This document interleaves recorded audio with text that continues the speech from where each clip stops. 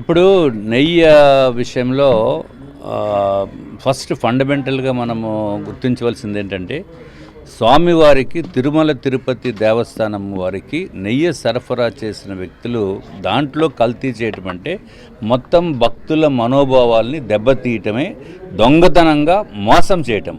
భక్తులందరినీ కూడా మోసం చేశారు. అలాగే స్వామివారిని కూడా మోసం చేసినట్టుగా మనం భావించవలసిన అవసరం ఉంది. సరే, అది మానవ తప్పిదమా, యాక్సిడెంటల్లా, ఇంటెన్షనల్ అనేది మనం చూడవలసిన అవసరం ఉంది. That is purely an intentional thing. కాబట్టి వాళ్ళపైన ప్రభుత్వం ఎట్లాగా సీరియస్గానే ఉంది. ఆ కమిటీ కూడా వేయటం జరుగుతుంది. అది కమిటీలో కూడా అంటే ఒక పార్టీ తరపు నుంచి ప్రభుత్వంలో ఉన్న వారి చేత కమిటీ వేసి దానిపైన కూడా తగిన నిర్ణయం చేయటము.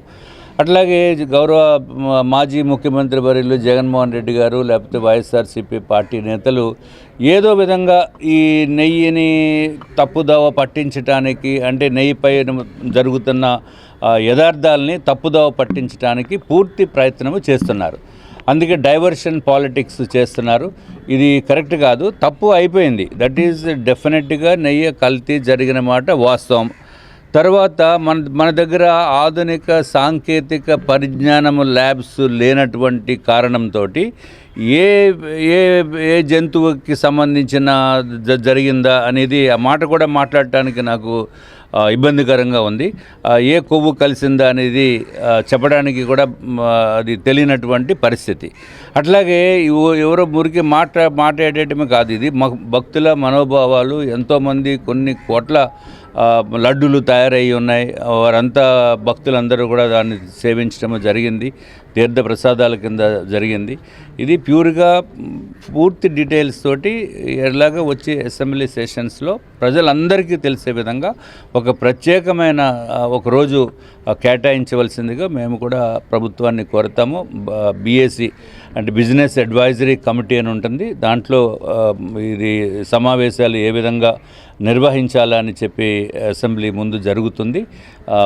ఏదైతే గవర్నర్ గారి ప్రసంగం తర్వాత ఉంటుంది, అది దాంట్లో ఒకరోజు పూర్తిగా ఈ లడ్డు విషయంపై చర్చ జరపాలని చెప్పి ప్రభుత్వాన్ని కోరతాం. ప్రజలందరికీ కూడా వాస్తవాలన్నీ కూడా బయటపడతాయి. దీంట్లో భేషజాలు ఏమీ లేవు. తప్పు చేస్తే తప్పు అయిపోయిందని చెప్పాలి. ఇప్పుడు వాళ్ళు కూడా చెప్తున్నారు కల్తీ లడ్డులో కల్తీ, నెయ్యిలో కల్తీ జరిగిందని చెప్పి వైఎస్ఆర్సీపీ నేతలు కూడా చెప్తున్నారు. ఓపెన్గానే ప్రెస్ మీట్లు కూడా చెప్పారు. కానీ ఇంకా దానికి కొవ్వు కలవలేదు అంటే, కొవ్వు కలవకపోతే మిగిలింది కల్తీ కదా. అసలు పాలే లేనటువంటి రసాయనాలతోటి నెయ్యిని తయారు చేశారు. పేపర్స్లో కూడా ఇవాళ వచ్చినాయి.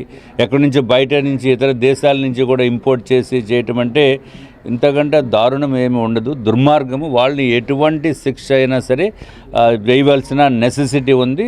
అక్కడ గౌరవ కోర్టులు కూడా దీనిపైన చాలా సీరియస్గా చర్యలు తీసుకోవాల్సిన నెసెసిటీ ఉంది అని చెప్పి నేను తెలియజేస్తున్నాను. ఇప్పుడు వాళ్ళకి వైఎస్ఆర్సీపీలో ఉన్న కొంతమంది నేతలకి, నేను అందరినీ అనటం లేదు, కొంతమంది నేతలకి తిరుమల తిరుపతి దేవస్థానం పైన, ఈ హిందూ దేవుళ్ళ పైన కొంత వ్యతిరేకమైన భావన ఉన్న మూలాన ఇటువంటి పనులు జరుగుతున్నాయి.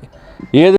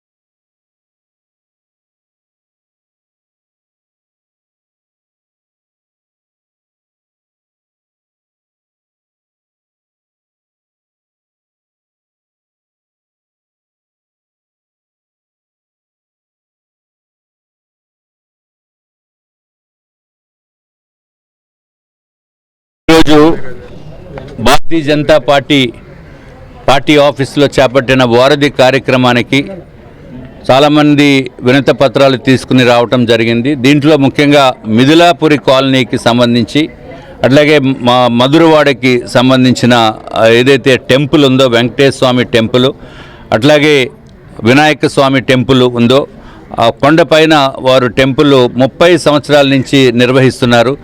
సుమారు 1 ఎకరము 88 సెంటుల్లో ఆ టెంపుల్ నిర్వహణ కార్యక్రమము 30 ఇయర్స్ నుంచి కూడా చేపట్టి భక్తులకి అందరికీ కూడా అందుబాటులో ఉండేటట్టు చేస్తుండగా, ఇప్పుడు ఏదైతే ప్రభుత్వం వారు అదానీ వారికి ల్యాండ్ అలాట్ చేశారో, ఎంత ఎగ్జాక్ట్ ఎక్స్టెంట్ ఎంత నాకు తెలియదు, సుమారు 75 ఎకరాలు ఎంతో అలాట్ చేసినట్టు నాకు గుర్తు.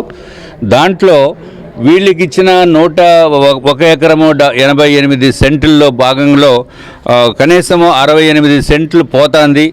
అది సర్వే నెంబర్ 409/3P 68 సెంట్స్ ఆ భూభాగము పోతుంది, వాళ్ళు దాంట్లో కలుపుతున్నారు అని చెప్పి వారు కంప్లైంట్ ఇవ్వటం జరిగింది. వాళ్ళు కోరిక ఏంటంటే 30 ఇయర్స్ నుంచి మేము ఇక్కడ ధర్మ రక్షణ గురించి చుట్టుపక్కల ప్రాంతంలో ఉన్న భక్తులకి వారు అందరూ వచ్చి ఇక్కడ ప్రార్థనలు చేసుకునే దానికి అవకాశం కల్పించినటువంటి పరిస్థితుల్లో ఇప్పుడు సడన్గా ఈ ల్యాండ్లో 68 సెంట్స్ ప్రభుత్వము వారికి ఇవ్వటం అనేది అంత అప్రాపరియేట్ కాదు. కాబట్టి ఏదైతే మా ఆధీనంలో ఉందో ఆ ల్యాండ్ ప్రజల గురించి మేము వాడుతున్నాం కాబట్టి దాన్ని ఉంచండి అని చెప్పి వారు వినతి పత్రం ఇవ్వటం జరిగింది. తప్పనిసరిగా ఇది కలెక్టర్ గారికి దృష్టిలోకి తీసుకుని వెళ్ళి అవసరమైతే ఇంకా పై లెవెల్లో ఎవరికైనా చెప్పాలంటే వారికి కూడా చెప్పి వీరికి న్యాయం వచ్చేటట్టు మేము పరిష్కారం వచ్చేటట్టు మేము చేస్తామని చెప్పి తెలియజేస్తున్నాం.